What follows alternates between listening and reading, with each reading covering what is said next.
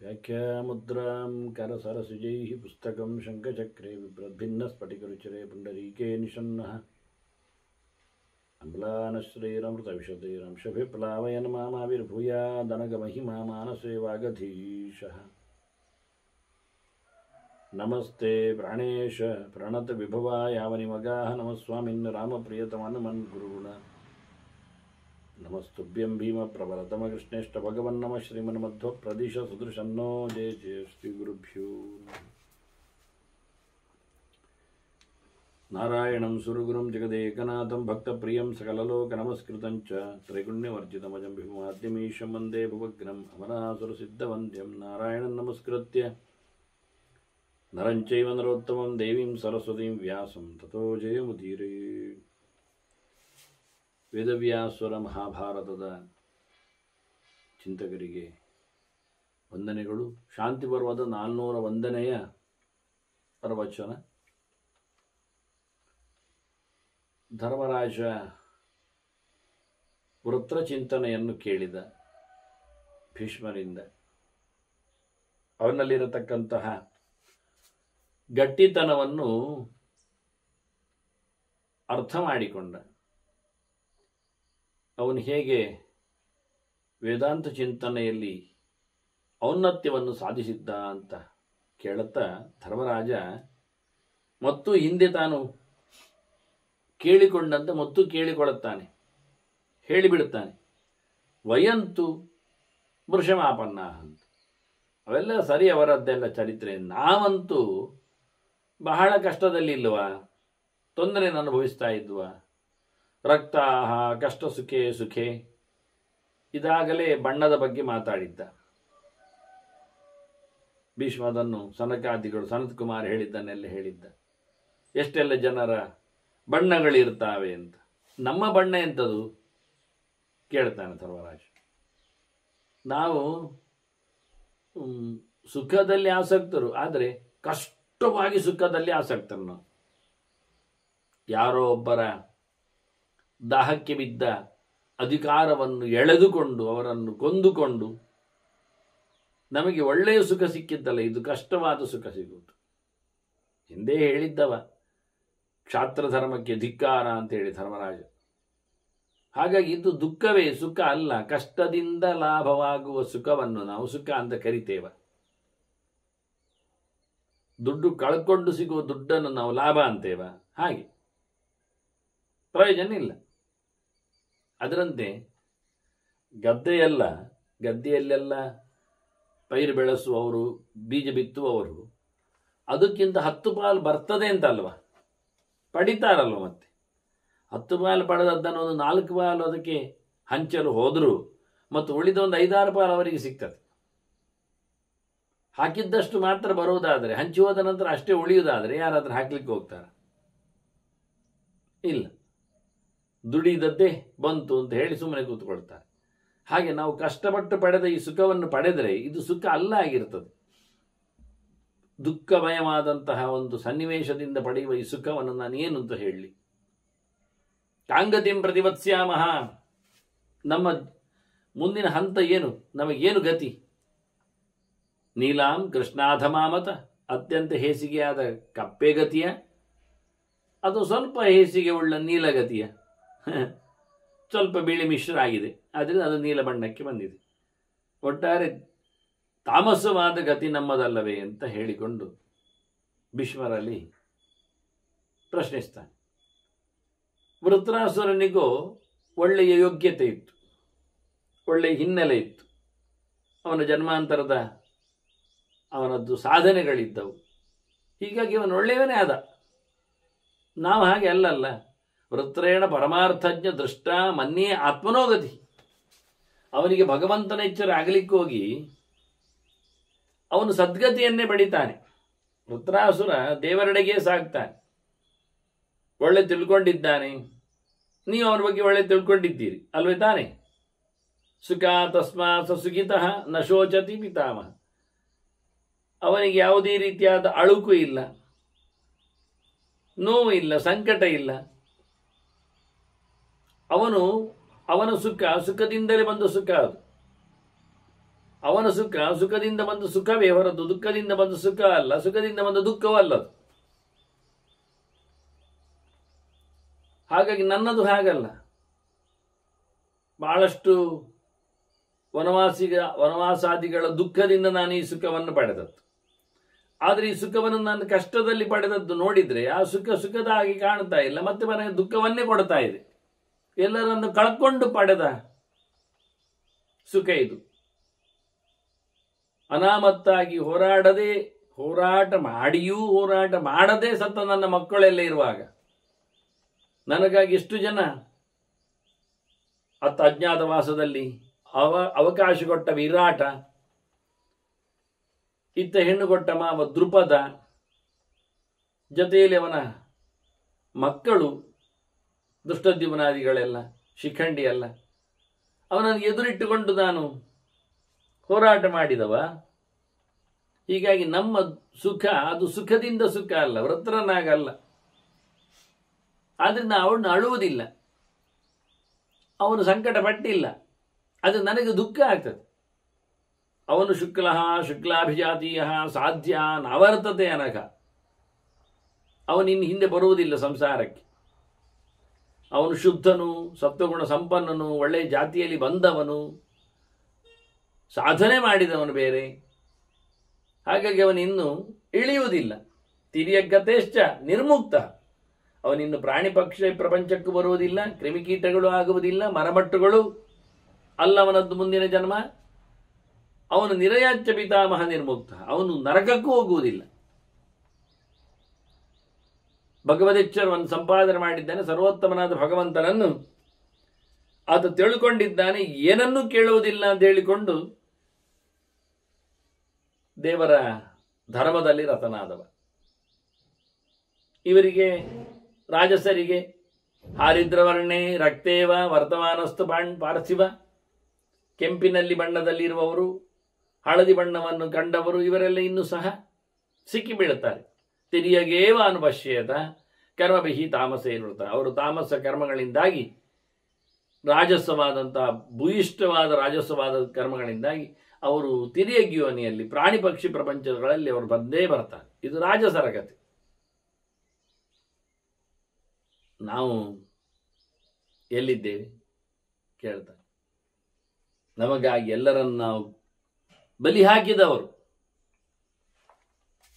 ಆದ್ರಿಂದ ನಮ್ಮ ಅವಸ್ಥೆ ಏನು ಅಂತ ಬಹಳ ಸುಂದರವಾಗಿ ಧರ್ಮರಾಜ ಭೀಷ್ಮರಲ್ಲಿ ಅದಕ್ಕೂ ಮೊದಲು ಕೇಳಿದ್ದ ನಾವೇನಾಗ್ತೇವೆ ಅಂತ.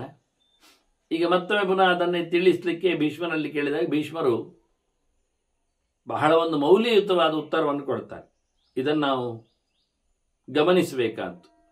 ಇಡೀ ಮಹಾಭಾರತದಲ್ಲಿ ಪಾಂಡವರ ಬಗೆಗಿನ ಒಂದು ದೊಡ್ಡ ಮಾತು ಇಲ್ಲಿ ಭೀಷ್ಮರಲ್ಲಿ ಪ್ರಶ್ನೆ ಮಾಡಿದಾಗ ಒಂದಿದೆ.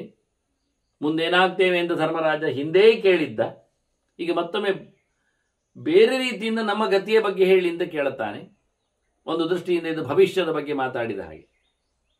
ಅದು ನಿಮಗೆ ಗೊತ್ತುಂಟು ಅಂತ ಹೇಳಿಕೊಂಡೆ ಭೀಷ್ಮರನ್ನು ಬಹಳಷ್ಟು ಚೆನ್ನಾಗಿ ಸುತ್ತು ಬಳಸಿ ಇನ್ನೊಮ್ಮೆ ಮತ್ತೊಮ್ಮೆ ಧರ್ಮರಾಜ ಪ್ರಶ್ನಿಸಿದ್ದಾನೆ. ಹಾಗಾಗಿ ಅವರು ಹೇಳ್ತಾರೆ, ಶುದ್ಧಾಭಿಜನ ಸಂಪನ್ನ ಪಾಂಡವ ಸಂಶಿತ ವ್ರತ. ಇದು ಅವನ ಬಹಳ ಹೆಮ್ಮೆಯ ಮಾತು. ಇಲ್ಲಿ ನೀವು ಅಂತ ಹೇಳದೆ ಪಾಂಡವರು ಅಂತಲೇ ಹೇಳ್ತಾನೆ. ಗಮನಿಸಬೇಕಾದ್ದು. ಯಾಕೆಂದರೆ ಪಾಂಡು ಶಬ್ದಕ್ಕೆ ಬಿಳಿ ಅಂತಲೂ ಅರ್ಥ ಉಂಟು. ಹಾಗಾಗಿ ಪಾಂಡವ ಹೇಳುವಾಗ ಸ್ವಚ್ಛದವರು, ಬಿಳಿಯವರು, ಶುಕ್ಲರು, ಶುದ್ಧರು, ಸಾತ್ವಿಕರು ಎನ್ನುವ ಅರ್ಥ ಬರಬೇಕು ಅಂತಲೇ ಹೇಳಿ ಅವನು. ಇಲ್ಲಾದ್ರೆ ನೀವು ಅಂತ ಹೇಳ್ಬೋದಿತ್ತಲ್ಲ.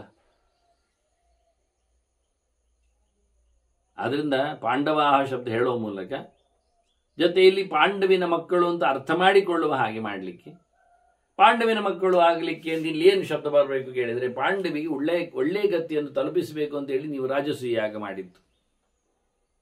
ರಾಜಸೂಯ ಯಾಗ ಮಾಡಿದ್ದು ನೀವು ಸಮ್ರಾಟರಾಗಬೇಕೆನ್ನೋ ಹುಚ್ಚಿನಿಂದ ಅಲ್ಲ, ಎಲ್ಲರನ್ನು ಬಗ್ಗುಬಡಿಬೇಕೆನ್ನತಕ್ಕಂಥ ಹಿಂಸಾವಾದದಿಂದ ಅಲ್ಲ.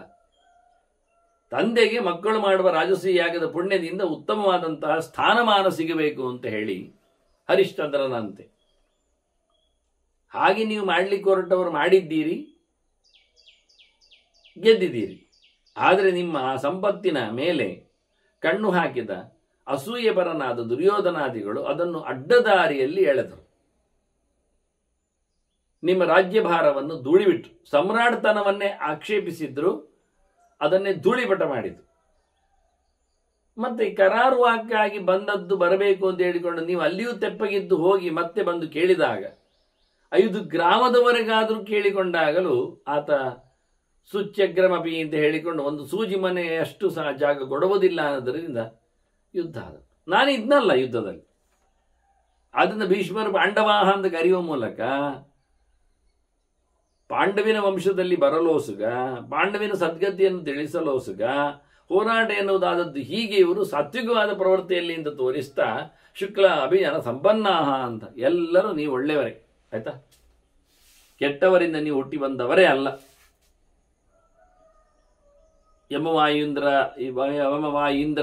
ನಾಸತ್ಯರಲ್ಲಿ ಬಂದದ್ದರಿಂದ, ಅಶ್ವಿನಿಗಳಿಂದ ನೀವು ಹುಟ್ಟಿದ್ದರಿಂದ ನಿಮ್ಮದು ಶುದ್ಧವಾದ ಜನ್ಮ, ಶುದ್ಧವಾದ ಯೋಗ್ಯತೆ ಮತ್ತು ಒಳ್ಳೆ ನೇಮನಿಷ್ಠೆ, ಸಂಶಿತ ವ್ರತ, ಭಗವಂತನ ಮೇಲಿನ ಪೂರ್ಣವಾದಂತಹ ಧರ್ಮಕರ್ಮಗಳನ್ನು ನಡೆಸಿಕೊಟ್ಟವರು ನೀವು.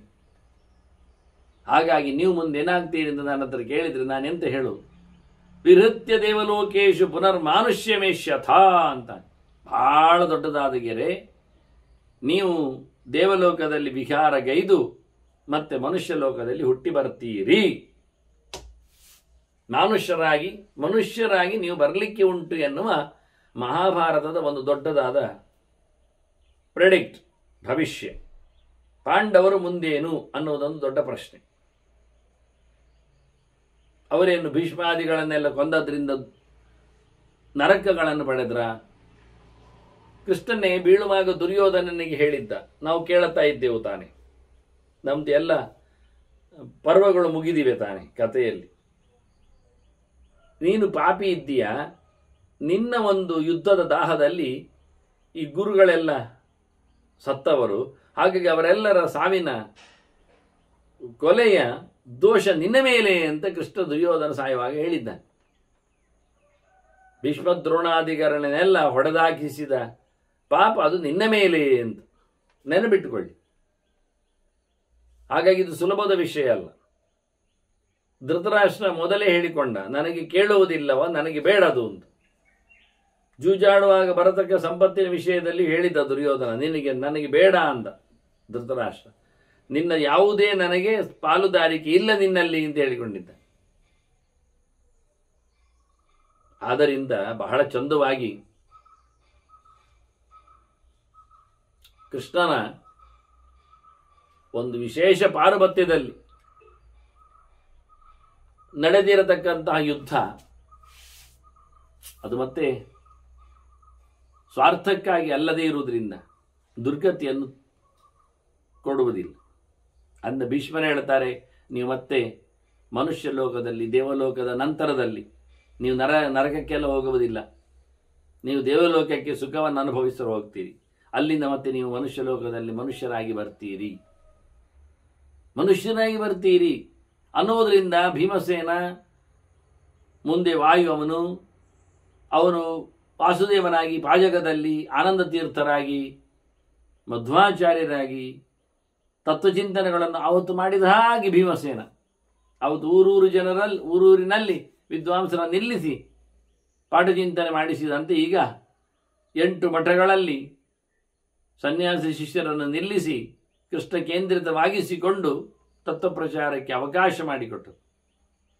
ಹಾಗಾಗಿ ಮತ್ತೆ ನೀವು ಬರಲಿಕ್ಕುಂಟು ಹೇಳುವ ಮೂಲಕ ಯಮನು ಬಂದಿದ್ದಾನೆ ಅಂತ ಅರ್ಥ.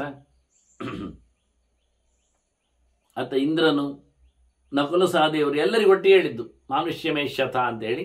ನಾವು ಗೊತ್ತಿರೋದೊಬ್ಬರೇ, ಮತ್ತು ಉಳಿದವರನ್ನು ನಾವು ಊಹಿಸಿಕೊಂಡೆಲ್ಲ ಆಗ್ತದೆ ಆಗ್ಬೋದು ಅಂತೇಳಿ ನಾವೀಗ ಬಂದವರನ್ನೆಲ್ಲವೂ ಅವತಾರದಲ್ಲಿ ಕೂಡಿಸುವುದರಿಂದ ಅದು ದೊಡ್ಡ ಸಮಸ್ಯೆ ಅಲ್ಲ. ಹೀಗಾಗಿ ಬಹಳ ಚಂದವಾಗಿ ಭೀಷ್ಮ ಇಲ್ಲಿ ಒಂದು ಮಾತಲ್ಲಿ ಹೇಳಿ ವಿಷಯಗಳನ್ನು ಓಡಿಸ್ತಾನು. ಇಲ್ಲಿದ್ದವರು ಸಹ ನೀವು ಒಳ್ಳೆಯ ರೀತಿಯಿಂದ ರಾಜ್ಯಭಾರ ಮಾಡ್ತೀರಿ. ಪ್ರಜಾ ವಿಸರ್ಗಂಚ ಸುಖೇನ ಲೋಕೆ ಪ್ರೇತ್ಯ ಅನ್ಯ ದೇಶೇಶು ಸುಖಾನಿ ಭುಕ್ತ್ವ ಸುಖೇನ ಸಂಯಾಸ್ಯದ ಸಿದ್ಧ ಸಂಜ್ಞಾಂ ಮಾಮೋ ಭಯಂ ಭವತು ನಮೋಸ್ತು ಪಾಪಂ. ನೀವು ಪಾಪಿಗಳಲ್ಲ, ನಿಮಗೆ ಹೆದರಿಕೆ ಬೇಡ, ನೀವು ಅನ್ಯಾಯ ಮಾಡಿದವರಲ್ಲ. ನೀವು ನಿಜವಾಗಿಯೂ ನೀವು ಒಳ್ಳೆ ರೀತಿಯಿಂದ ದೇಶವನ್ನು ನೋಡಿಕೊಳ್ತೀರಾ, ಕೊನೆಗೆ ಎಲ್ಲ ಪ್ರಜೆಗಳನ್ನು ಆರಾಮವಾಗಿ ತೊರೆದು ಇಲ್ಲಿಂದ ಹೊರಟೋಗ್ತೀರಿ. ಇಲ್ಲಿ ಸಾವು ಇದೆ, ದೇಹ ಅವಸಾನ ಇದೆ ಎನ್ನುವುದನ್ನು ಭೀಷ್ಮ ಹೇಳುತ್ತಾನೆ. ಪ್ರೇತ್ಯ ಅನ್ಯ ದೇಹೇಶು, ಇಲ್ಲಿಯ ದೇಹಗಳನ್ನು ಬಿಟ್ಟು ನೀವು ಮಾನುಷ್ಯ ದೇಹವನ್ನು ತೊರೆದು ಏನಿದ್ರಿದ್ದು ಮನುಷ್ಯ ಲೋಕದ್ದು ಬಿಟ್ಟು ಅಲ್ಲಿಂದ ನೀವು ಬೇರೆ ಉತ್ತಮವಾದಂತಹ ಲೋಕಗಳನ್ನು ಉತ್ತಮ ದೇಹಗಳ ಜೊತೆಯಲ್ಲಿ ನೀವು ಅನುಭವಿಸ್ತೀರಿ, ತಿರುಗ್ತೀರಿ ಸ್ವರ್ಗದಲ್ಲಿ ಅಂತ. ಹಾಗಾಗಿ ನೀವು ಅತ್ಯಂತ ಸಾಧನೆಯನ್ನು ನಡೆಸಿಕೊಟ್ಟರೆ ನೀವು ಸಿದ್ಧರಾದವರು, ಸಿದ್ಧರಾಗಿ ನೀವು ಪ್ರಸಿದ್ಧರು ಆಗಿ ಬಿಡ್ತೀರಿ.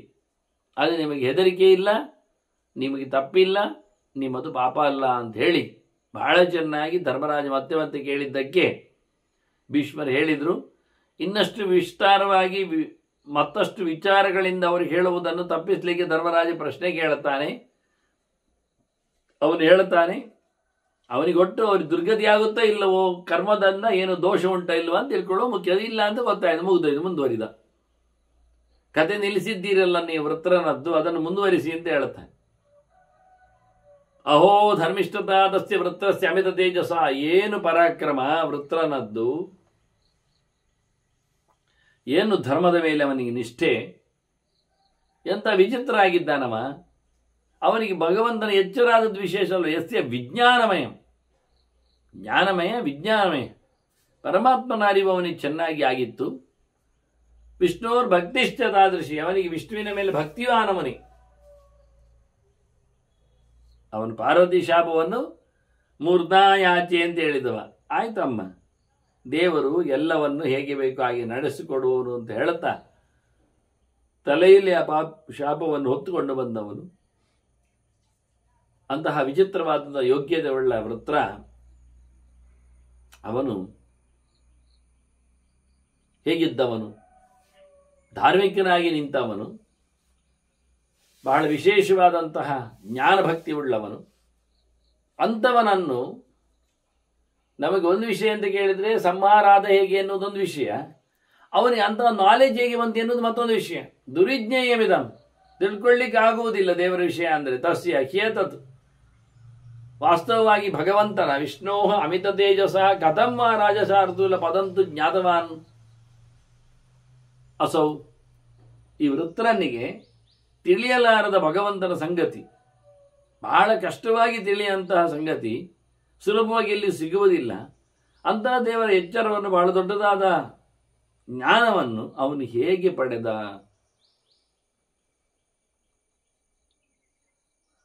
ಅಲ್ಲ, ಅವನು ಜ್ಞಾನಿ ಅಂತ ಗೊತ್ತಾಯ್ತಲ್ಲ, ಹೇಗೆ ಪಡೆದ ಅಂದ್ರೆ ನೀವು ಕೇಳೋದು ಹೇಗೆ ಅಂತ ಪ್ರೋಸೆಸ್ ಅಲ್ಲ, ಪಡೆಯುವುದು ಹೇಗೆವ ಇಲ್ಲ ಅಂತ ಅರ್ಥದಲ್ಲಿ ಆಕ್ಷೇಪ. ಪಡೆಯುವುದು ಹೇಗೆ ಹೇಳಿಕೊಂಡು ಹೀಗೆ ಆಕ್ಷೇಪ ತರದಲ್ಲಿ ಧರ್ಮರಾಜನ ಪ್ರಶ್ನೆ ಇದ್ರೆ ಧರ್ಮರಾಜನ ಹೇಳ್ತಾನೆ, ಅಲ್ಲ ಬೇಡದ ಅಂತ ನಾನು ಹೇಳಿದ್ನಲ್ಲ ಕಥೆಯಲ್ಲಿ. ಹೌದು, ನೀವು ಹೇಳಿದ ತಕ್ಷಣ ನಾನು ಒಪ್ಪಿದ್ದೇನೆ, ಅದು ಸಂಶಯ ಅಲ್ಲ. ನೀವು ಹೇಳಿದ್ದನ್ನು ಒಪ್ಪುವುದಿಲ್ಲ ಅಂತ ಕೇಳ್ತಾ ಇರುವುದಲ್ಲ ನಾನು, ಅದು ಗೊತ್ತು ನನಗೆ ವಾಸ್ತವವಾಗಿ. ಅದರಿಂದ ಭವತಾ ಕಥಿತಂ ಹ್ಯೇತ ಶ್ರದ್ಧದೇ ಚಾಹಂ ಅಚ್ಯುತ. ನೀವು ಹೇಳಿದ್ದನ್ನು ನಾನು ಒಪ್ತೇನೆ ಎನ್ನುವುದು ಸತ್ಯ. ನಾವು ಮಾತುಕತೆಗೆ ಬಂದು ಮಾತಾಡ್ತಿದ್ದು, ನೀನು ಹೇಳಿದ್ದೆ ನನಗೆ ಸಾಕು, ಪರಮ ಪ್ರಮಾಣ, ಒಪ್ತೇನೆ. ಅದರಲ್ಲಿಯೂ ಹೇಳ್ತಾನವ, ಶ್ರದ್ಧದೇ ಚಾಹಂ ಅಚ್ಯುತ, ನಿನಗೇನಾದರೂ ಹೇಳಿಕೆಯಲ್ಲಿ ತಪ್ಪಿದೆ, ಬಿಟ್ಟು ಹೋಗಿದೆ ಅನ್ನೋ ಲೆಕ್ಕದಲ್ಲಿ ಅಲ್ಲ. ನಾನು ಶ್ರದ್ಧೆ, ನಿಮ್ಮ ಮಾತಿನ ಮೇಲೆ ನನಗೆ ವಿಶ್ವಾಸ ಉಂಟು. ನೀವು ತಪ್ಪು ಹೇಳುವವರಲ್ಲ. ನಿಮಗೆ ವಯಸ್ಸಾಗಿದೆ, ಆದ್ರಿಂದ ನೆನಪು ಶಕ್ತಿ ಇಲ್ಲ, ತಿರುಗಿಸಿ ಹೇಳ್ತಾ ಇದ್ದೀರಿ ಅಲ್ಲ. ಅದರಿಂದ ಹೇಳ್ತಾನೆ, ಅಚ್ಯುತ ಅಂತ ಕರೀತಾನೆ ಧರ್ಮರಾಜ. ಒಳಗೆ ಕೂತ ಅಚ್ಯುತನನ್ನು ಗಮನಿಸಿಯೇ. ಅಚ್ಯುತ ಅನಂತ ಗೋವಿಂದ ಅದು ದೇವರಿಗಲ್ವ, ಆದ್ರಿಂದ ಧರ್ಮರಾಜನ ಕರೆಯುವುದು, ಅದರ ಒಳಗಿನಂತ ದೇವರನ್ನು ನೆನೆಸುವುದು ಅವನಿಗೆ ಮಾತ್ರ ಸಾಧ್ಯ. ಅದು ಉತ್ತಮರಿಗೆ ಮಾತ್ರ ಅಂಥದ್ದು ಸಾಧ್ಯ ಆಗ್ತದೆ. ಹೀಗಾಗಿ ಬಹಳ ಚೆನ್ನಾಗಿ ಕೇಳಿಕೊಂಡವ. ಅಲ್ಲಯ್ಯ, ನನಗೆ ನೀವು ಹೇಳಿದ್ರೆ ಸಾಕು, ಆದರೂ ಭೂಯಶ್ಚಮೆ ಸಮುತ್ಪನ್ನ ಬುದ್ಧಿ ಅವ್ಯಕ್ತ ದರ್ಶನ, ಕಾಣದ್ದು ತಿಳ್ಕೊಳ್ಳುವುದರಲ್ಲಿ ಸ್ವಲ್ಪ ಜಾಸ್ತಿ ನಂದು ಮನಸ್ಸು ಹೋಗಿದೆ. ಅದು ಬಹಳ ಸಮಯದಿಂದ ಗೊತ್ತಾಗದಿರತಕ್ಕ ಸಂಗತಿ ಆಗಿತ್ತು. ಇತ್ತೀಚೆಗೆ ಆಚೀಚೆ ಎಲ್ಲ ಕಂಡದ್ದಲ್ಲ. ಮತ್ತೆ ಕಾಣದ ಲೋಕದಲ್ಲಿ ನಡೆದ ಕಥೆಗಳದು ಕೆಲವೆಲ್ಲ. ಹೀಗಾಗಿ ನನಗೆ ಯಾವ ನಮೂನೆಯಲ್ಲಿ ವೃತ್ರ ಅಂತಹ ಎತ್ತರದ ದೇವರ ಜ್ಞಾನಕ್ಕೆ ಪಾತ್ರನಾಗಿದ್ದ ಅನ್ನುವುದು ಬೇಕು. ಅದರ ವಿಷಯ ತಿಳ್ಕೊಳ್ಳಿಕ್ಕೆ ಉಂಟು. ಮತ್ತು ಅದರೊಟ್ಟಿಗೆ ಕಥಂ ವಿನಿಯತ ವೃತ್ರ ಶಕ್ರೇಣ ಭರತರ್ಷಭ, ಅಲ್ಲ ಇಂದ್ರ ಹೇಗೆ ಕೊಂದ ಅಂತವನನ್ನು? ಯಾಕೆಂದ್ರೆ ನಾನು ಬಹಳಷ್ಟು ಎತ್ತರದಲ್ವ, ಧಾರ್ಮಿಕ ವಿಷ್ಣುಭಕ್ತಶ್ಚ ತತ್ವಜ್ಞಶ್ಚ ತದನ್ವಯ, ಇಷ್ಟೆಲ್ಲ ಇರುವಾಗ ಒಳ್ಳೆ ರೀತಿಯಿಂದ ಜ್ಞಾನ, ಅದರೊಟ್ಟಿಗೆ ಭಗವಂತನ ಎಚ್ಚರ, ವಿಷ್ಣು ಭಕ್ತಿ, ಅದಕ್ಕೋಸ್ಕರ ಬೇಕಾಗಿರತಕ್ಕಂಥ ಶುದ್ಧವಾದ ಆಚರಣೆ. ಒಂದೊಂದು ಕೆಲವರಲ್ಲಿ ಆಚರಣೆ ಇರ್ತದೆ, ಜ್ಞಾನ ಇರುವುದಿಲ್ಲ, ಯಥಾರ್ಥವಾದ ಜ್ಞಾನ ಇಲ್ಲ, ತತ್ವಜ್ಞಾನ ಇದ್ದ ಹಾಗೆ ಶುದ್ಧವಾದ ಅರಿವು ಇಲ್ಲ, ಕ್ರಿಯೆ ಇದೆ, ಕರ್ಮ ಮಾಡ್ತಾರೆ. ಹಾಗಾಗಿ ಕರ್ಮಲೋಪ ಆಗದಿದ್ದರೂ ಜ್ಞಾನಲೋಪದಲ್ಲಿ ಪ್ರಧಾನವಾಗಿ ಇರಲಿಕ್ಕೆ ಹೋಗಿ ಅದು ದೊಡ್ಡ ಮಟ್ಟಿನ ಯೋಗಿ ಅಂತ ಅನಿಸಿಕೊಳ್ಳುವುದಿಲ್ಲ. ಇನ್ನು ಕೆಲವರಿಗೆ ಆಚರಣೆ ಚೆನ್ನಾಗಿರ್ತದೆ, ಜ್ಞಾನ ಚೆನ್ನಾಗಿರ್ತದೆ, ದೇವರ ಮೇಲೆ ಪ್ರೀತಿ ವಿಶ್ವಾಸ ಜಾಸ್ತಿ ಇರುವುದಿಲ್ಲ. ಒಬ್ಬರು ಬಾಯ್ಬಿಟ್ಟು ಹೇಳಿದರು ತಂತ್ರಿಗಳು, ಈಗ ಇಲ್ಲ, ಅವರು ಅನೇಕ ತಂತ್ರಗಳನ್ನೆಲ್ಲ ಕಲಿತವರವರು, ನೋಡಿಕೊಂಡವರು. ದೇವಾಲಯಗಳ ಅನೇಕ ಕಾರ್ಯಕ್ರಮಗಳು ಅವರ ಕೈಯಲ್ಲಿ ನಡೀತಿದ್ದು. ಅವ್ರು ಹೇಳೋದು, ನನಗೆ ಈ ಕರ್ಮಾಂಗಗಳ ಬಗ್ಗೆ ಮಾಡುವಂಥದ್ದು ಏನೆಲ್ಲ ತಂತ್ರಾಂಶಗಳುಂಟು ಅದೆಲ್ಲ ನನಗೆ ಹೇಗೆ ಎಂದು ಗೊತ್ತುಂಟು. ಅವರು ನೋಡಿಕೊಂಡಿದ್ದಾರೆ ಸುಮಾರು ರೀತಿಯ ಪುಸ್ತಕಗಳನ್ನು, ಎಲ್ಲ ಪ್ರಕಾರದ ಪುಸ್ತಕಗಳನ್ನು ನೋಡಿಕೊಂಡಿದ್ದಾರೆ, ಅದಕ್ಕೆ ಬೇಕಾದ ನೋಟ್ಸ್ ಮಾಡಿಕೊಂಡಿದ್ದಾರೆ. ಹಾಗಾಗಿ ಏನು ಯಾವ ದಿನಗಳು ಎಂಥದ್ದು ಯಾವ ರೀತಿಯಲ್ಲಿ ಮಾಡಲಿಕ್ಕೆ ಉಂಟು ಹೇಳಿ, ಬ್ರಹ್ಮಕಲಶ ಆಗಲಿ, ಪ್ರತಿಷ್ಠೆ ಆಗಲಿ, ಜಾತ್ರೆ ಆಗಲಿ, ಇವೆಲ್ಲ ವಿಷಯದಲ್ಲಿ ಅವರಿಗೆ ಚೆನ್ನಾಗಿ, ಅದು ಶಿವ ಆಗಲಿ, ದುರ್ಗೆ ಆಗಲಿ ಅಥವಾ ನಾರಾಯಣನಾಗಲಿ, ಅಲ್ಲಿಗೆ ಸಂಬಂಧಪಟ್ಟಂತಿರತಕ್ಕಂಥ ಎಲ್ಲ ಮಾಹಿತಿಗಳು ಅವರಲ್ಲಿ ಕಲೆಕ್ಟಿವ್ ಆಗಿ ಅದನ್ನು ಅವರು ಅರಿವು ಇದೆ, ಆಚರಣೆ ಮಾಡ್ತಾರೆ ಚಂದವಾಗಿ. ಯಾವ ರೀತಿಯಲ್ಲಿ ಅಂತ ಹೇಳಿಕೊಂಡು ಒಂದು ಬಿಡಲಾರದಂತೆ ಕೆಲಸಗಳಲ್ಲಿ ತರ್ತಾರೆ. ಆದರೆ ಅವರಿಗೆ ವಿಷ್ಣುವಿನ ಮೇಲೆ ಭಕ್ತಿ ಇಲ್ಲ. ದೇವರೇ ದೊಡ್ಡವನು ಇಲ್ಲ, ಎಲ್ಲರೂ ದೊಡ್ಡವರಾಗ್ಬೋದು ಅವರ ಪ್ರಕಾರದಲ್ಲಿ. ಅವರವರ ಪೂಜೆ ಅವರವರಿಗೆ ಮಾಡ್ತಾ ಬರುವುದಷ್ಟ, ಮತ್ತೆಂಥದ್ದು ಕೇಳ್ತಾರೆ. ಅದರ ಆಚೆಗಿಲ್ಲ ಅವರ ಕಾನ್ಸೆಪ್ಟ್. ಹಾಗಾದ್ರೆ ಅರಿವು ಉಂಟು ಹೇಳಿದರೆ ಅಲ್ಲಿಗೆ ಬೇಕಾದಷ್ಟೇ ಅರಿವಿರುವುದು, ತತ್ವಜ್ಞಾನ ಅಲ್ಲ. ಹಾಗಾಗಿ ಜ್ಞಾನ ಇರ್ತದೆ, ಕ್ರಿಯಾಶೀಲತೆ ಇರ್ತದೆ, ಆದರೆ ಶ್ರದ್ಧೆ ಎಚ್ಚರ ಮಾನಸಿಕವಾಗಿರಬೇಕಾಗಿಲ್ಲ. ಸೋತದ್ದಲ್ಲಿ ಇವ ಆಗಲ್ಲ, ಇವನಿಗೆ ವೃತ್ರನಿಗೆ ಅದು ನಿನ್ನದೇ, ಅಂದರೆ ಇಂದ್ರನದ್ದೇ ವಂಶ, ಇಂದ್ರನ ಅನ್ನನೇ ತ್ವಷ್ಟೃ, ಅವನೇ ಮಾಡಿದ್ದ, ಅವನ ಮಗನೇ ವಿಶ್ವರೂಪ, ವಿಶ್ವರೂಪನನ್ನು ಸಂಹಾರ ಮಾಡಿದ್ದಕ್ಕೆ ಇಂದ್ರನಿಗೆ ಅಣ್ಣನೇ ತ್ವಷ್ಟೃವೇ ಈಗ ವೃತ್ರನನ್ನು ನಿರ್ಮಾಣ ಮಾಡಿದ್ದಾನೆ. ವೃತ್ರ ಎನ್ನುವ ಈಗ ಇಂದ್ರನಿಗೇನಾದ? ಆ ದೃಷ್ಟಿಯಲ್ಲಿ ಸಂಬಂಧಿಯಾಗಿದ್ದಾನೆ, ಅಣ್ಣನ ಮಗ, ಅಣ್ಣನೇ ಸೃಷ್ಟಿ ಮಾಡಿದ್ದು, ಆದಿತ್ಯ ಮಗನಾಗಿ ಇರುವಾಗ ಇನ್ನೊಬ್ಬ ತ್ವಷ್ಟ. ಹೀಗೆ ವಂಶದಲ್ಲೇ ಹುಟ್ಟಿಕೊಂಡವ ಎತ್ತರವನ್ನು ಪಡೆದಿರುವವನಿರುವಾಗ ಇಂದ್ರ ಏಕೆ ಕೊಲ್ಲಿಕ್ಕಾಯಿತು ಅಂತ ಇವರದ್ದು ಪ್ರಶ್ನೆ. ಅದರಲ್ಲಿ ಹೇಳ್ತಾನವ, ನನಗೆ ಹೆಚ್ಚುವರಿ ತಿಳ್ಕೊಳ್ಬೇಕು ಅಂತ. ನೀವು ಹೇಳಿದ್ರಲ್ಲಿ ನನಗೇನು ಪ್ರಶ್ನೆ ಉಂಟು ಅಂತಲ್ಲ, ನನಗೆ ಹೆಚ್ಚು ಇನ್ನೂ ವಿವರಣೆಯನ್ನು, ಕಾಣದೇ ಇರುವ ಸಂಗತಿಗಳನ್ನೆಲ್ಲ ಕಾಣಲಿಕ್ಕೆ ಬೇಕಾಗ್ತದೆ, ಅದಕ್ಕೆ ಕೇಳ್ತಾ ಇದ್ದೇನೆ ಅಂತ. ನನಗೆ ಅವ್ಯಕ್ತ ದರ್ಶನ ಬುದ್ಧಿ, ನನ್ನ ಬುದ್ಧಿ ಕಾಣದೇ ಇರುವುದನ್ನು ಕಾಣಿಸಿಕೊಳ್ಳಲಿ ಮಾತಿನ ಮೂಲಕ ಅದು ಸಹಾಯ ಆಗ್ತದೆ ಅಂತ, ನಾನು ಪ್ರತ್ಯಕ್ಷ ಆಗ್ತದೆ ಅಂತ ಕೇಳ್ತಾ ಇದ್ದೇನೆ ಅಂತ.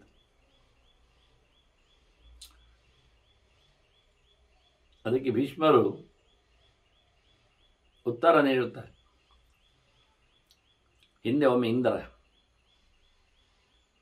ತನ್ನ ಎಲ್ಲ ಪರಿವಾರದ ಜೊತೆಯಲ್ಲಿ ರಥದಲ್ಲಿ ಹೋಗುವಾಗ ಅವನಿಗೆ ಎದುರಲ್ಲಿ ಒಂದು ದೊಡ್ಡದು ಅಡ್ಡದಾಗಿ ಕಂಡಿತು. ಅವನೊಟ್ಟಿಗೆ ದೇವತೆಗಳಿದ್ರು, ಋಷಿಗಳು ಇದ್ರು. ಎಂತ ಅಂತ ಅಡ್ಡ ನೋಡಿದರೆ ಒಂದು ದೊಡ್ಡ ಪರ್ವತದಾಗೆ ಕಾಣ್ತದೆ ಅವನಿಗೆ. ಗುಡ್ಡೆ ಅಡ್ಡ ಉಂಟು. ಎಂಥದ್ದು ಯೋಜನಾನಾಂ ಶತಾದೂರ್ಧ್ವಂ. ಮೇಲಕ್ಕೆ ನೋಡಿದರೆ ಅದು ಎಂಥದ್ದು ಪಂಚ ಉಚ್ಛ್ರಿತ. ಮೇಲಕ್ಕೆ 500 ಯೋಜನ, ಸುಮಾರಾಗಿ 5,000 ಮೈಲಿಗಿಂತಲೂ ಮೇಲಕ್ಕೆ ಕಾಣ್ತಾ ಉಂಟು ಒಂದು ಫಿಗರ್.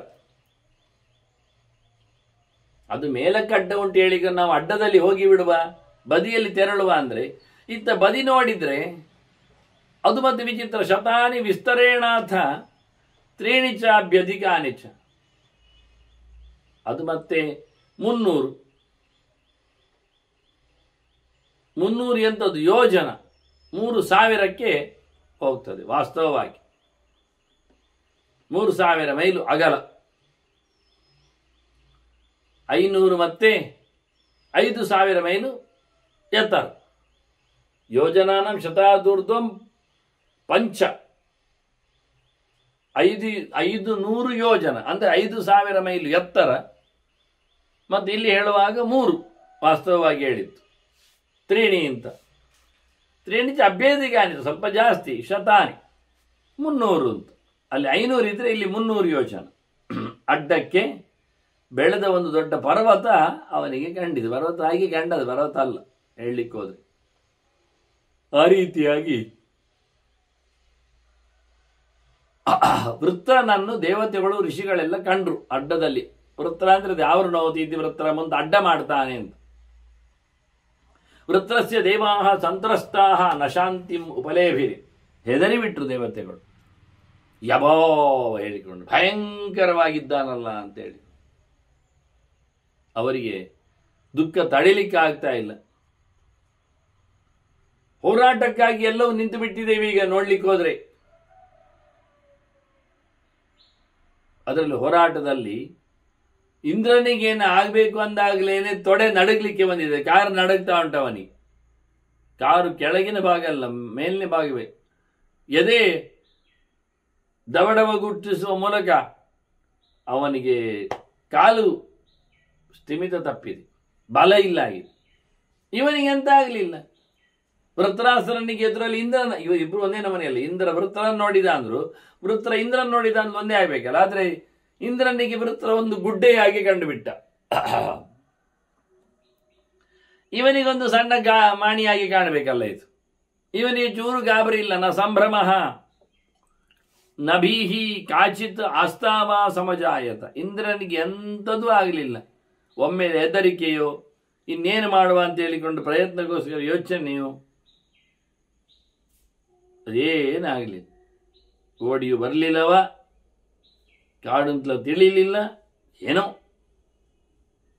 ಹೆದರಿಕೊಂಡದ್ದೇ ಅಲ್ಲ. ಎದುರಲ್ಲಿದ್ದವನನ್ನು ನೋಡಿಕೊಂಡು, ಇಂದ್ರಾದಿಗಳನ್ನು ನೋಡಿಕೊಂಡು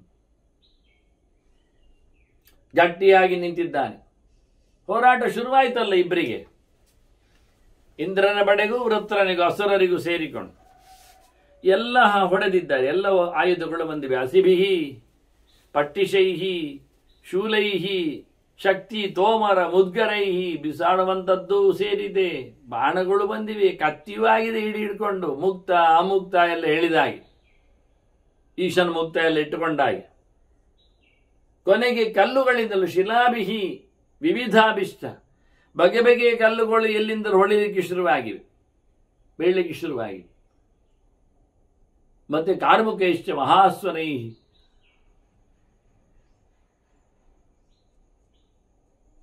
ಬಹಳ ದೊಡ್ಡ ಮಟ್ಟಿನಲ್ಲಿ ಬಿಲ್ಲು ಹೋರಾಟವು ನಡೆದಿತ್ತು. ಬಿಲ್ಲುಗಳಿಂದಲೂ ಬಾಣಗಳು ಹೊರಗೆ ಚೆಲ್ಲುವ ಮೂಲಕ ಹೋರಾಟ ಆಗಿದೆ. ಭಾರಿ ಜೋರಾದ ಹೋರಾಟ. ವಿಚಿತ್ರವಾಗಿ ಬೆಳೆದು ನಿಂತವನ ಹತ್ತಿರದಲ್ಲಿ ಹೋರಾಟ ಆಗಿದೆ. ಅವರಿಗೆ ವೃತ್ರಾಸುರನ ನೋಡಿಯೇ ಎಲ್ಲ ದೇವತೆಗಳು ಕಂಗಾಲಾಗಿದ್ದಾರೆ, ಹೆದರುಗೊಂಡಿದ್ದಾರೆ. ಹಾಗಾಗಿ ಈಶ್ವರನೇ ಅಂದರೆ ಸ್ವರ್ಗೇಶ್ವರನೇ ಹೋರಾಟಕ್ಕಾಗಿ ಇಂದ್ರನೇ ನಿಂತು ಹೋರಾಟವನ್ನು ನಡೆಸಿಕೊಡ್ತಾನೆ ಎಲ್ಲರೊಟ್ಟಿಗೆ. ಬಹಳ ಜೋರಾದಂತಹ ಅಸ್ತ್ರೈಶ್ಚ ವಿವಿಧೈಹಿ ದಿವ್ಯೈಹಿ. ದಿವ್ಯಾಸ್ತ್ರಗಳೆಲ್ಲ ಶುರುವಾಗ್ತಾ ಇವೆ ಆಯುಧಗಳು ಮುಗ್ದ ನಂತರ ಹೋರಾಟದಲ್ಲಿ.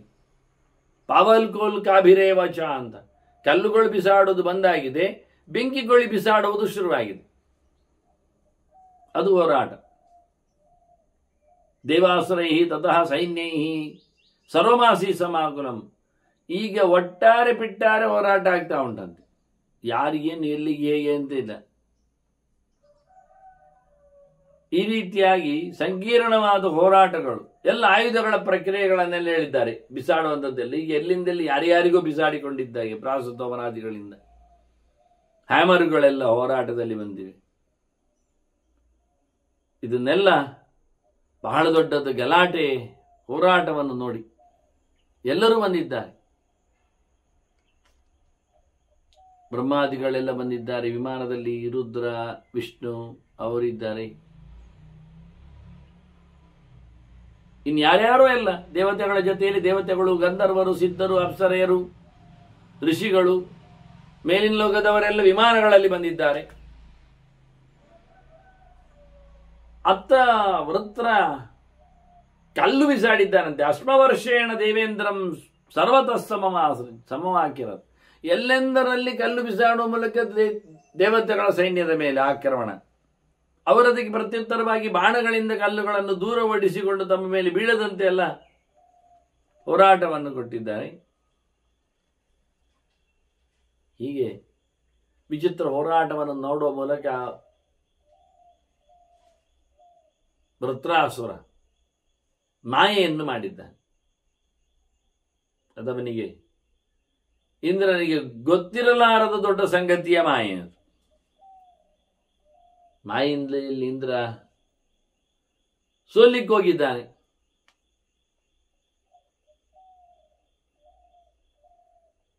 ಬಹಳಷ್ಟು ವಿಚಿತ್ರವಾದಂತಹ ಮಾಯೆ. ಅದರಿಂದ ಇಂದ್ರನಿಗೆ ಮೋಹ ಆಡರಿದೆ, ಮೂರ್ಛೆ ತಪ್ಪಿದ್ದಾನೆ. ಆಗ ವಸಿಷ್ಠರು ಎಬ್ಬಿಸ್ತಾರೆ ಅವನನ್ನು. ರತಂತರೇಣ ತಂಬಿಪ್ರ ತಂತತ್ರ ವಸಿಷ್ಠ ಸಮಬೋಧಯದು.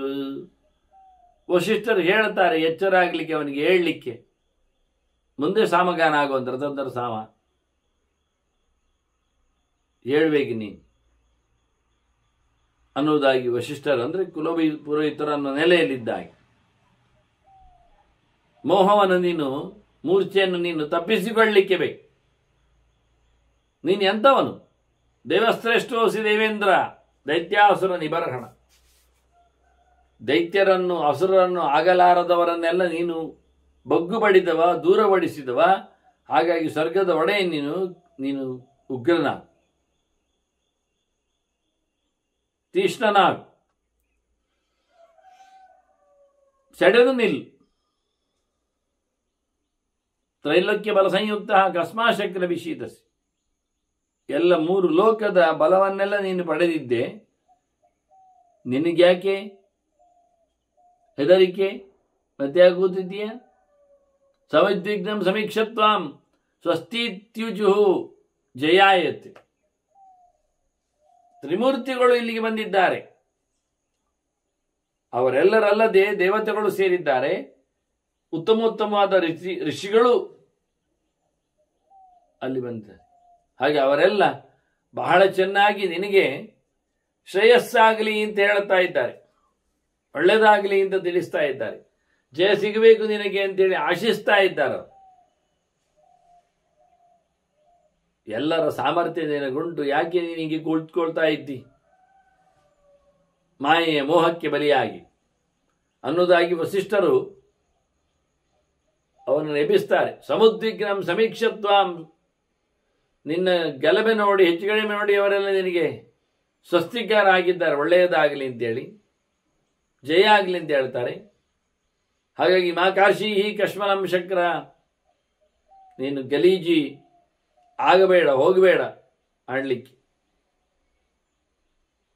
ಉದಾತ್ತವಾಗಿ ಇರು. ನೀನು ನಿನಗೆ ಸಾವಿಲ್ಲದ ಬಗೆ ಇದೆ ಎನ್ನುವುದು ಯೋಚನೆ ಮಾಡು. ಸ್ವಸ್ತಿಂದ್ರ ಇದ್ದಾಗಿರ್ಲಿಕ್ಕೆ. ಅದರಿಂದ ಕಶ್ಮಲ ಅಂದರೆ ಮೋಹ, ಸಾವು ಎಲ್ಲ ಬೇಡದಿದ್ದದ್ದು, ಅದು ಆಗಬಾರ್ದು ನಿನಗೆ. ಸಾಮಾನ್ಯನಂತೆ ನೀನು ಮಾಡುದಂದ್ರೆ ಕಶ್ಚಿದೇವೇತರೋ ಯಥ, ಏನು ಶಕ್ತಿ ಇಲ್ಲದವನಿಗೆ, ಏನು ಅಲ್ಲದವನಿಗೆ ಎಲ್ಲ ಹೇಗಾಗ್ತದೆ ಹಾಗೆ ನೀನು ಅವನ ಬಾಧೆಯನ್ನು ಕೇಳಿ ನೋಡಿ ಗಡಿಬಿಲಿಗೊಳ್ತಾ ಇದ್ದಿ ಅಲ್ಲ ನೀನು ಅನ್ನುವುದಾಗಿ ಅವನನ್ನು ಗಟ್ಟಿ ಮಾಡಲಿಕ್ಕೆ ಕೇಳ್ತಾ ಇದ್ದ. ಮಹಾಕಾರ್ಷೀಹಿ ಕಶ್ಮಲಂ ಶಕ್ರ ಅಂತೇಳಿ. ವಾಸ್ತವವಾಗಿ ನೀನು ಗಟ್ಟಿಯಾದ ಮನಸ್ಸು ಮಾಡಬೇಕು. ಕೆಲವರು ಹೇಳಿದ್ದು ಗಟ್ಟಿ ಮನಸ್ಸು ಮಾಡುವಂತ, ಅದನ್ನು ನಡಿಬೇಕು ಉಳಿದ ಸಂಗತಿಗಳು. ಅದರಿಂದ ಆರ್ಯಾಮ್ ಯುದ್ಧೇ ಮತಿಂಕೃತ್ವ ಜೈ ಶತ್ರುನ್ನರಾಧಿಪ. ಯುದ್ಧದಲ್ಲಿ ಒಳ್ಳೆಯ ಬುದ್ಧಿ ಮಾಡಿಕೊಂಡು, ಒಳ್ಳೆಯ ಬುದ್ಧಿಯನ್ನು ಸಂಪಾದನೆ ಮಾಡಿಕೊಂಡು ನೀನು ಗೆಲ್ಲಲಿದೆ, ಶತ್ರುಗಳನ್ನು ಗೆಲ್ಲಲಿದೆ. ಹೀಗೆ ಸ್ತವೇನ ಶಕ್ರ ದಿವ್ಯೇನ ಸ್ತುವಂತಿತ್ವಾಂ ಜಯಾಯತೆ. ನಿನಗೆ ಒಳ್ಳೆಯದಾಗಲೆಂದು ನಿನ್ನನ್ನು ಮಂತ್ರಗಳಿಂದ ಇವರೆಲ್ಲ ಸ್ತೋತ್ರ ಮಾಡ್ತಾ ಇದ್ದಾರೆ. ನಿನ್ನ ಮಹಿಮೆಯನ್ನೇ ಕೊಂಡಾಡ್ತಾ ಇದ್ದಾರೆ. ಹೇಳಿಕೊಂಡು ಇಂದ್ರನಿಗೆ ಆ ಹೊತ್ತಿನಲ್ಲಿ ಬೇಕಾದ ಶಕ್ತಿಯನ್ನು ದೇವತೆಗಳು ಋಷಿಗಳೆಲ್ಲ ದಯಪಾಲಿಸಿದ್ದಾರೆ. ಹೀಗಾಗಿ ಅತೀವ ವಾಸವಸ್ಯಾಸೀತ್ ಬಲಂ ಉತ್ತಮ ತೇಜಸ್ಸ. ಬರೋಬ್ಬರಿ ತೇಜಸ್ಸನ್ನು ಪಡೆದಿದ್ದಾನೆ, ಬಲವನ್ನು ಪಡೆದಿದ್ದಾನೆ ಇಂದ್ರ. ಅವರೆಲ್ಲರ ನಿಜವಾಗಿ ಒಳಗೆ ಕೂತವನ ಪ್ರಾರ್ಥನೆ ಹೆಚ್ಚಿದೆ, ದೇವತೆಗಳು ಮಾಡುವಂತೆ, ಋಷಿಗಳು ಮಾಡುವಂತೆ. ಹಾಗಾಗಿ ಅಂತರ್ಯಾಮಿಯಾಗಿ ಭಗವಂತವನೊಳಗೆ ಇನ್ನು ಮುಂದೇನೆ ಅಂತ ಹೇಳ್ತಾರೆ ಕಥೆಯಲ್ಲಿ ಬಂದಾಗ, ಉಳಿದ ದೇವತೆಗಳ ಪಾಲುದಾರಿಕೆ ಹೇಗಿತ್ತು ಆಗ ಅಂತ. ಹಾಗೆ ಇಲ್ಲಿ ಇಂದ್ರ ಮೋಹಕ್ಕೆ ಒಳಗಾದಾಗ ಅವನ ಬಗ್ಗೆ ಮಾತು ಹೇಳುತ್ತಾರೆ. ಅವನನ್ನು ಬಹಳ ರೀತಿಯಲ್ಲಿ ಶಕ್ತಿಶಾಲಿ ಎನ್ನುವುದನ್ನು ಅವನಿಗೆ ತುಂಬಿಸಿ ತಿಳಿಸಿ, ಹೀಗಾಗಿ ಅವನಿಗೆ ಬಹಳಷ್ಟು ರೀತಿಯ ಸಂಪತ್ತು ಬಂತು, ಶಕ್ತಿ ಬಂತು. ಅತೀವ ವಾಸವಸ್ಯಾಸೀತ್ ಬಲಂ ಉತ್ತಮ ತೇಜಸ್ಸ ಯೋಗೇನ ಮಹತಾಯುಕ್ತ ಮಾಯಾಂ ಚ ವ್ಯಪಕರ್ಷತ್. ಅವನು ತನ್ನಲ್ಲಿರತಕ್ಕಂಥ, ತನಗೆ ಬಂದಿರತಕ್ಕ ಮೋಹವನ್ನು ಕಳ್ಕೊಳ್ಳಿಕ್ಕೆ ಕಾರಣ ಅವನಲ್ಲಿ ತೇಜಸ್ಸಿನ ಆಧಾರ, ಅದರೊಟ್ಟಿಗೆ ಅವನಲ್ಲಿರತಕ್ಕಂಥ, ಅವನು ಹೇಳಿಕೊಂಡಾಗಿ ಅವನು ಮಾಡಿರತಕ್ಕಂಥ ಚಿಂತನೆಗಳು. ಯೋಗ ಅಂದರೆ ಉಪಾಯ, ಭಗವದ್ಯೋಗ. ಹಾಗಾಗಿ ಎಲ್ಲ ದೇವತೆಗಳ ತನಗಿಂತ ಮೇಲಿನವರ ಎಲ್ಲರ ಶಕ್ತಿಯ ಬಗ್ಗೆ ಗಮನಿಸ್ತಾ, ಅದು ತನ್ನಲ್ಲಿ ಸಂಕ್ರಾಂತ ಆದದ್ದನ್ನು ಕಂಡುಕೊಳ್ಳುತ್ತಾ ಆತ ಮಾಯೆಯನ್ನು ಬದಿ ಹಾಕಿದ್ದಾನೆ, ಬಿಟ್ಟುಕೊಟ್ಟಿದ್ದಾನೆ. ಮೋಹದಿಂದ ಎಚ್ಚರಕ್ಕೆ ಆತ ಗಟ್ಟಿಗೆ ಬಂದಿದ್ದಾನೆ, ಹಗುರವಾಗಿಲ್ಲಿವ. ಹೀಗಾಗಿ ಬಹಳ ಸುಂದರವಾಗಿ ವೃತ್ರ ಎನ್ನುವಂಥದ್ದು ಸರಿ ಇದೆ, ಆವರಣ ಆವರಣೋತಿ ಅಂತ. ಇಂದ್ರನನ್ನೇ ಅದು ಮುಚ್ಚಿದೆ. ಮುಚ್ಚುವುದರಿಂದ ಮೋಹಕ್ಕೆ ಬಂತು ಅಂದಾಗ, ಅವನಿಗೆ ಎಚ್ಚರ ಆಗಲಿಲ್ಲ ಅಂದಾಗ ಜ್ಞಾನದಲ್ಲಿ ಅವನು ಸಮ ಇಲ್ಲ ಆದ. ಹಾಗಾದ್ರೆ ವೃತ್ರ ಅಂದ್ರೆ ಅಜ್ಞಾನ ಅಂತ ಅರ್ಥ ವಾಸ್ತವವಾಗಿ. ಹಾಗಾಗಿ ಇತಿಹಾಸಗಳಲ್ಲಿ ನಾವು ದುರ್ಗನೆ ಬಹಳ ಉದ್ದನೆಯ ಚಿಂತನೆಗಳನ್ನೆಲ್ಲ ಕಂಡ್ರೆ ಅಲ್ಲಿ ಅತ್ಯಂತ ಸಾಗೂತವಾಗಿ ಕೆಲವು ಪ್ರಾತಿನಿಧಿಕವಾಗಿ ಕೆಲವು ಚಿಂತನೆಗಳು ಬರುವಂತೆ. ಹಾಗಾಗಿ ವೃತ್ರ ಇದ್ದಾನೆ ಅಂತ ತಕ್ಷಣ ಅವನು ಎಲ್ಲ ಕಡೆ ವ್ಯಾಪಿಸಿದ್ದಾನೆ. ಸೈಷ ಮಾತ್ರ ವಿಶ್ವಂಗವರ್ಧತ ಅಂತ ವೇದ ಹೇಳುವಂತೆ. ನಿಮಿಷ ನಿಮಿಷಕ್ಕೆ ಹೊತ್ತಿಗೆ ಆತ ಬೆಳೆದು ನಿಂತ. ಎಷ್ಟು ಬೆಳೆದದ್ದು ಎನ್ನುವುದು ಇಲ್ಲಿ ಗೆರೆ ಸಿಕ್ಕಿದೆ ನಮಗೆ. ಎಷ್ಟು ಯೋಜನೆಗಳವನದ್ದು, 500 ಯೋಜನ ಮೇಲಕ್ಕೆ, 300 ಯೋಜನ ಅಡ್ಡಕ್ಕೆ. ಅವ ಹೇಗೆ ಒಂದು ಪರ್ವತದ ಹಾಗೆ ಅಡ್ಡ ಆಗಿದ್ದ ಅಂತ.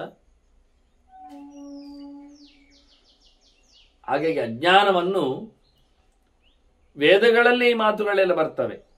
ನಾವು ಕಥೆಯನ್ನು ವೇದದಲ್ಲಿ ಎಲ್ಲಿ ನೋಡ್ಲಿಕ್ಕೆ ಬರ್ತದೆ? ವೃತ್ರ ಹೇಗಿದ್ದಾನೆ, ವೃತ್ರ ಯಾಕೆ ಬರಬೇಕವ ವೇದದಲ್ಲಿ? ಇತ್ತೀಚೆಗೆ ಹುಟ್ಟಿದವ, ವೇದ ನಿತ್ಯ ಅಲ್ಲವಾ? ಅದಕ್ಕೆ ಹೇಳಿದ್ದು ವೇದದಲ್ಲಿ ಬಂದಿರತಕ್ಕ ಹೆಸರುಗಳನ್ನು ಆಯಾ ವ್ಯಕ್ತಿಗಳಿಗೆ ನಾವು ಇಟ್ಟದ್ದು. ವೃತ್ರ ಬರಲಿಕ್ಕೆ ಹೋಗಿ ವೇದದಲ್ಲಿ ವೃತ್ತ ಬಂದದಲ್ಲ, ವೇದದಲ್ಲಿ ವೃತ್ರ ಇದೆ. ಇನ್ನು ಮುಂದಕ್ಕೆ ಅವನ ಅನ್ಯಾಯ ಮಾಡಿಕೊಂಡಾಗ ಅವನ ಸಂಹಾರದಲ್ಲಿ ಇವುಗಳ ಪಾತ್ರಗಳ ಬಗ್ಗೆ ವಿಶ್ಲೇಷಣೆಯಲ್ಲಿ ಬರ್ತದೆ. ಹೀಗಾಗಿ ಮುಖ್ಯವಾಗಿ ವೃತ್ರ ಶಬ್ದವು ವೇದದಲ್ಲಿ ವೃತ್ರಾಸುರನನ್ನೇ ಹೇಳಬೇಕು ಅಂತಲ್ಲ, ಆವರಣವಾಗಿರತಕ್ಕಂಥ ಅಜ್ಞಾನವನ್ನು ಹೇಳುವ ಮೂಲಕ ವೇದ ನಂತರದಲ್ಲಿ ಸೃಷ್ಟಿಯಾಗಿ ಬಂದಿರತಕ್ಕ ವ್ಯಕ್ತಿಯನ್ನು ಆವರಿಸುವ ಮೂಲಕ ವೃತ್ರ ಶಬ್ದವನ್ನು ಹಾಕಿದ್ರು, ಅವನಿಗೆ ಕೊಟ್ಟರು. ವೃತ್ರನ ನೋಡಿ ವೇದದಲ್ಲಿ ವೃತ್ರ ಬಂದದ್ದಲ್ಲ, ವೇದದಲ್ಲಿದ್ದ ಶಬ್ದವನ್ನು ಅವನ ಹೆಸರಾಗಿ ಮಾಡಿಕೊಂಡು. ಹಾಗೆ ಅನಂತವಾದ ವೇದಗಳಲ್ಲಿ ಹೆಸರುಗಳು ರಾಶಿಗಟ್ಟಲಿದ್ದಕ್ಕೆ ಹೋಗಿ ನಮಗೆ ಗೊತ್ತಿಲ್ಲ, ಕೊಟ್ಟಿರ್ತಾನೆ. ಹೀಗಾಗಿ ಇನ್ನೂ ಮುಗಿಯಲಾರದಷ್ಟು ಹೆಸರುಗಳ ರಾಶಿಗಳೇ ಇವೆ. ಮತ್ತು ಇತಿಹಾಸಗಳು ಮತ್ತೊಮ್ಮೆ ಅವನ ನೆನಪಿಸಿಕೊಳ್ಳುವುದರಿಂದ ಕಳೆದು ಹೋದವರಿಗೆ ನಮ್ಮದು ಸಿಂಹ ಹಾಳಾದಾಗೆ ಅಥವಾ ಕಳೆದು ಹೋದಾಗೆ ಅದು ಇನ್ನೊಬ್ಬರಿಗೆ ಕೊಟ್ಟಾಗ ಎಷ್ಟೋ ಸಮಯದ ನಂತರ 1 ವರ್ಷ, ಇನ್ನು ಕೆಲವೊಮ್ಮೆ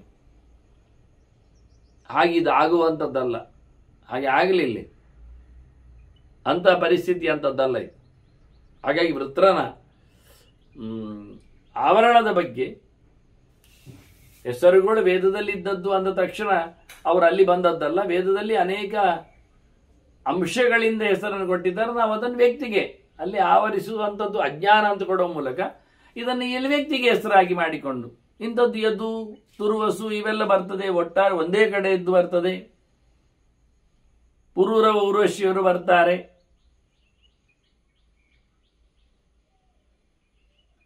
ಮುಂದೆ ಕಾಣುವ ಅವರ ಮಂತ್ರ ಚಿಂತನೆ ಎನ್ನುವುದನ್ನು ಕಾಣುವ ಮೊದಲಿಗೇನೆ ಆ ಹೆಸರುಗಳಲ್ಲಿ ಬೇರೆ ಯೋಚನೆಗಳನ್ನು ಚಿಂತನೆಗಳನ್ನು ಮಾಡಲಿಕ್ಕಿರುವಂತೆ. ಹೀಗಾಗಿ ರಥಂತರ ಸಾಮದಿಂದ ಇಂದ್ರನನ್ನು ಬಡಿದೆಬ್ಬಿಸುವ ಮೂಲಕ, ಅಂದರೆ ಇಂದ್ರನೇನಾದ್ರು ಹೇಳ್ತಾರೆ, ಈಗ ಅತೀವ ವಾಸಸಸ್ಯ ಆದೀತ್ ಬಲಂ ಅಂತಾರೆ. ಬಲ ಯಾಕೆ ಬಂತು ಅಂದರೆ ಬಲದ ದೇವತೆ ಯಾರು? ಪ್ರಾಣ. ಹಾಗಾಗಿ ದೇವತೆಗಳು, ಋಷಿಗಳು, ಇವನ್ ಬೃಹಸ್ಪತಿಯೂ ಸೇರಿ ಸ್ತವ ಮಾಡುವಾಗ, ಅವನನ್ನು ಕೊಂಡಾಡುವಾಗ ಬೃಹಸ್ಪತ್ಯಾಚಾರ್ಯ ನೇತೃತ್ವದಲ್ಲಿ, ದೇವಗುರುಗಳ ನೇತೃತ್ವದಲ್ಲಿ ಎಂಥದ್ದು ಭಯಂಕರ ಋಷಿಗಳೆಲ್ಲ ಬಂದಿದ್ದಾರೆ ದೇವತೆಗಳೊಟ್ಟಿಗೆ. ಅವರೆಲ್ಲ ಒಟ್ಟು ಸೇರಿ ಪ್ರಾರ್ಥನೆ ಮಾಡಿದ್ದಾಗ ಅದೆಲ್ಲ ಒಳಗೆ ಅವನಿಗೆ ಇಂಜೆಕ್ಟ್ ಮಾಡಿದಾಗ ಆಗ್ತದೆ. ಹಾಗಾಗಿ ಒಳಗೆ ಕೂತಿರತಕ್ಕಂಥ ಪ್ರಾಣನನ್ನು ರೈಸ್ ಮಾಡಿದಾಗ, ಅದಕ್ಕೆ ಇಲ್ಲಿ ಹೇಳುವಾಗ ಬಲಂ ಅಂತ ಶಬ್ದ ಆಗಿದ್ದು, ಅತೀವ ಆಸೀತು ಅಂತ. ಬಲ ಆಯಿತು ಕೇಳಿದರೆ ಬಳಿತ ತದಭೂಷೆ ಅಂತ ಪ್ರಾಣಶಕ್ತಿ ಹೆಸರು ಬಲ ಅಂತ. ಹಾಗಾಗಿ ಪ್ರಾಣವೋಜಃ ಬಲಂ ಎಲ್ಲ ಇದ್ದಾಗಿ ಅಂತಹ ಪ್ರಾಣನ ಭಗವಂತನ ಬಲದಿಂದಾಗಿ ಲೋಕದ ಕ್ಷೇಮಕ್ಕೋಸ್ಕರ ಮತ್ತೊಮ್ಮೆ ಇಂದ್ರ ಸೆಟೆದು ನಿಂತಿದ್ದಾನೆ. ಮುಂದೆ ಅದರ ಕಥೆಯ ಚಿಂತನೆಯನ್ನು ಭೀಷ್ಮರು ಧರ್ಮರಾಜನಿಗೆ ತಿಳಿಸ್ತಾ ಇದ್ದಾರೆ. ಮತ್ತೆ ಕೇಳುವ ವಂದನೆಗಳೊಂದಿಗೆ ಶ್ರೀಕೃಷ್ಣ ನಾರಾಯಣ ನಾರಾಯಣ ನಾರಾಯಣ.